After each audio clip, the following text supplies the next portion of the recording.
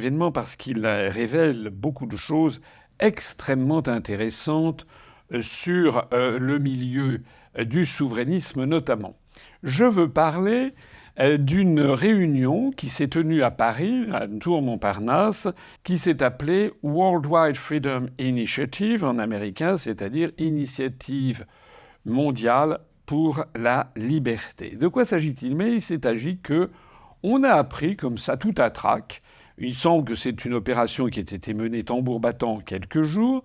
On a appris que deux très hautes personnalités américaines, républicaines, l'un s'appelle Mike Johnson, c'est le nouveau président de la Chambre des représentants américaine, qui est un républicain très fidèle à Donald Trump, et également flanqué de Madame Kristi Noem, qui est donnée, d'après les rumeurs de Washington, comme la probable candidate à la vice-présidente des États-Unis d'Amérique aux côtés de Donald Trump pour les élections présidentielles de 2024, si Donald Trump est bien candidat. Donc ces deux très hautes personnalités américaines sont venues à Paris le vendredi 10 novembre et sont venues tenir cette initiative mondiale pour la paix organisée par quelqu'un que je ne connaissais pas en tout cas, qui s'appelle Monsieur Randy Yaloz. On devrait dire Maître Randy Yaloz, puisque c'est un avocat franco-américain qui a la double nationalité, mais qui a parcouru, en fait, qui a partagé sa vie entre les États-Unis, la France et Israël, puisqu'il a été notamment diplômé de l'université de New York, de Tel Aviv. Et je crois qu'il est professeur à Tel Aviv, à l'université de Tel Aviv, à l'université de New York. Et ce monsieur Randy Yaloz s'est proclamé comme étant le chef d'un groupe qui s'appellerait Republicans Overseas, c'est-à-dire les républicains d'outre-mer. Alors, ce qui est intéressant dans cette affaire, c'est que cette opération a été organisée avec des invités français, des gens qui nous concernent particulièrement, puisque c'était des responsables politiques. Il y avait Éric Zemmour, il y avait Jean-Frédéric Poisson du mouvement VIA, l'ancien Parti chrétien-démocrate. Il y avait également M. Dupont-Aignan de Debout la France et M. Philippot des Patriotes. Pour ce qui me concerne, pour ce qui concerne l'UPR, nous n'avons jamais été approchés. Et d'ailleurs, comme vous allez le comprendre, si j'avais été approché, j'aurais évidemment décliné toute invitation. Pourquoi ?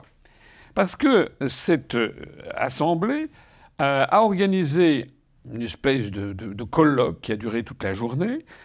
Pour les personnes qui assistaient au débat du matin et au déjeuner, les droits d'entrée étaient de 650 €, une bagatelle. Et pour ceux qui poursuivaient et qui assistaient à toute la journée, y compris le dîner, il fallait débourser 1100 €. 1100 €. C'est quand même assez fort de café, ça rappelle tout à fait ce que l'on voit aux États-Unis.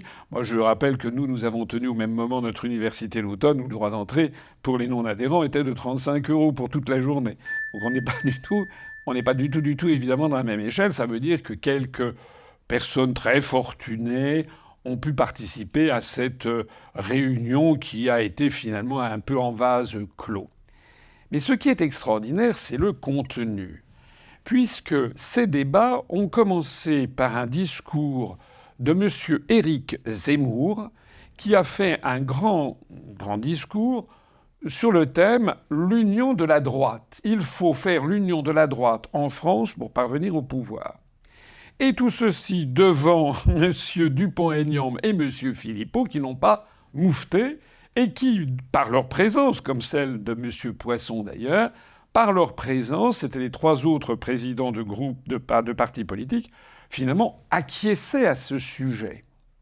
J'ajoute que le dîner s'est conclu par un discours, et la personne qui a fait le discours inauguratif du dîner était la même que celle qui avait fait celui qui avait inauguré la journée, c'est-à-dire M. Éric Zemmour, qui avait à la fois inauguré la journée et l'avait conclue, inauguré par un discours donc sur l'union des droites nécessaires, et le deuxième discours, c'était le soutien inconditionnel à Israël.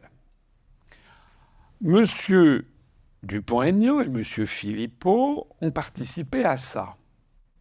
Alors moi, je voudrais ici mettre les pieds dans le plat et dire ce que j'en pense. Voilà. La première chose que je voudrais dire, c'est que, pour ce qui me concerne, je trouve qu'il est absolument incroyable de participer à une réunion avec des représentants parmi les plus élevés d'une puissance étrangère, le président de la Chambre des représentants américains, M. Mike Johnson, qui par ailleurs est une des personnalités les plus réactionnaires du pays, qui tient des propos qui, en France, d'ailleurs, lui voudraient peut-être de tomber sous le coup de la loi, voilà, qui sur toute une série de sujets.